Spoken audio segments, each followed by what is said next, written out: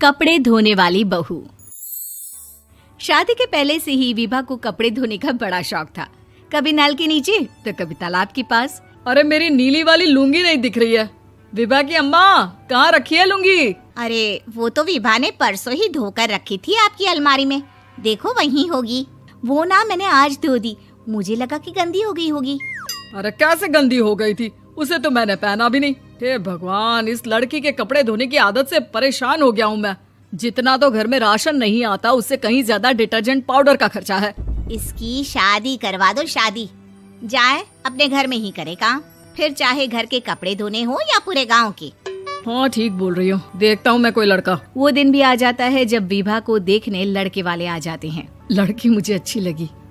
होने वाली सास कहती है, बेटी अगर कुछ पूछना है तो पूछ लो।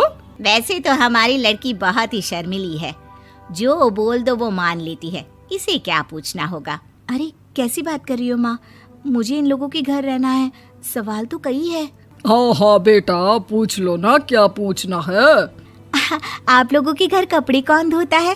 सास का मुंह बन जाता है। देखो, अगर तुम ये कहना चाहती हो कि तुम्हें कपड़े धोने नहीं आते तो सुन लो, कपड़े मैं ही धोती हूँ, लेकिन तुम्हारे आ जाने के बाद मैं रुमाल तक नहीं धोऊंगी। अरे चुप रहना भाग्यवान, बहू बेचारी घर आई नहीं, उसे डराना शुरू कर दिया।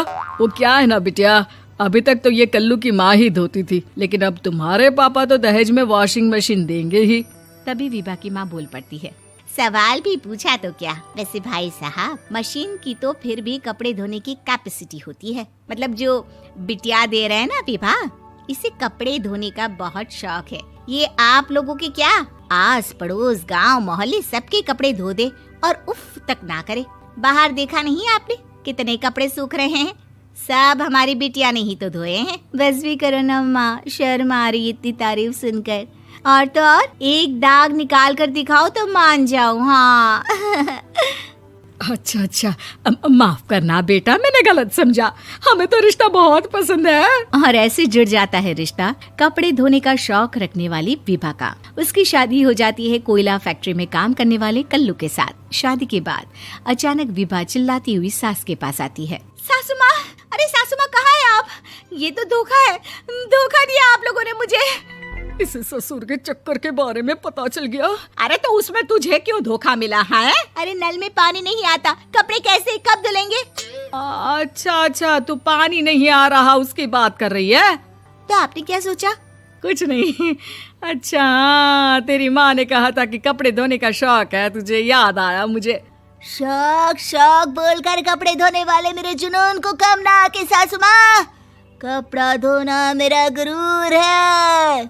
तभी पति भी वहाँ आ जाता है। अभी मैंने इसे सनी देओल की फिल्म दिखाई है, उसी के डायलॉग मार रही है माँ। अच्छा सुन, साफ साफ बता रही हूँ, पानी सुबह 4 से 6 और शाम को 10 से 12 आता है, समझी? विभा टाइमिंग सुनकर हैरान हो जाती है। ये क्या भूतों का मोहल्ला है? सुबह 4 बजे उठकर कौन कपड़े धोता है? 4 बजे टंकी में पानी जाता है, फिर सारा दिन धोना ना, किसने मना किया? अरे कैसी बात कर रही हैं? 200 लीटर की टंकी में कितने कपड़े धो लूंगी मैं? सुबह ही उठ जाऊंगी मैं। अब क्या था, विभा सुबह 4 से लेकर रात के 12 बजे तक कपड़े ही धोती रहती। एक रोज सास पड़ोस से निकलकर कहीं जा रही होती है कि साथ वाली कहती है, हाँ कल्लू की माँ, जरा ये बताओ कि 2 साड़ी है, 2 ब्लाउज और एक पेटीकोट और एक नाड़े वाला लंबा कच्छा। हाँ तो? अरे तो क्या, कितना लोगी धुलाई ये बताओ। धोबन दिख रहे हैं हम क्या?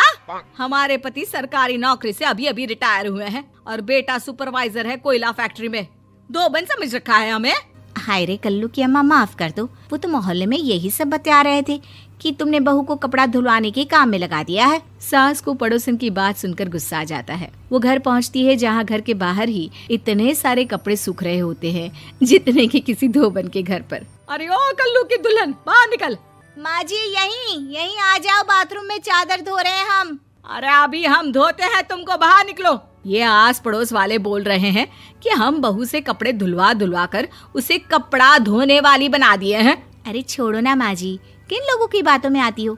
आस पास के लोगों का तो काम ही होता है कि वो किसी तरह सास बहू को लड़ा दे। बहू सारे घर के कपड़े धोती है, ये क्या कम है? बोलिए। सास को भी लग जाता है कि वो बहू का ये सनकीपन नहीं छुड़वा सकती, इससे अच्छा है कि खुद ही चुप हो जाए। एक रोज सास और बहू मंदिर जाते हैं, जहाँ सास की साड़ी वहाँ खड़ी भीख मांगने वाली से मिलती है। माँ जी क्या बात है, आपकी साड़ी उस भिखारन से कितनी मिल रही है ना? हाँ हाँ देखो तो, दोनों की साड़ी मिल रही है। क्या बात है कल्लू की अम्मा, तुम खुद को तो अफसर की बीवी बताती हो और ऐसी सिंपल सी प्लेन साड़ी पहनकर घूमती हो। सिंपल और प्लेन नहीं है ये साड़ी। तो क्या सोने के धागे से फूल बने हैं? कुछ भी सासू माँ, कुछ भी। हाँ बने थे इस साड़ी में सोने के धागे से फूल।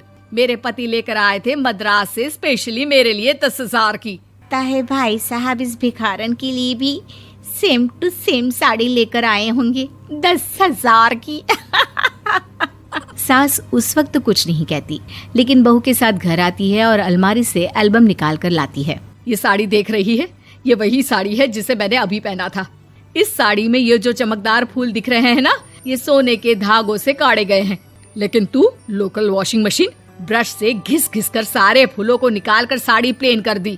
मुझे माफ कर दीजिए सासू माँ। और तो और, जब मैंने तुझे तेरी गलती के लिए कुछ नहीं कहा, लेकिन तूने तो सबके सामने मेरा मजाक ही बना दिया। क्यों? बहू को समझ में आ जाता है कि अब से उसका कपड़े धोना बंद।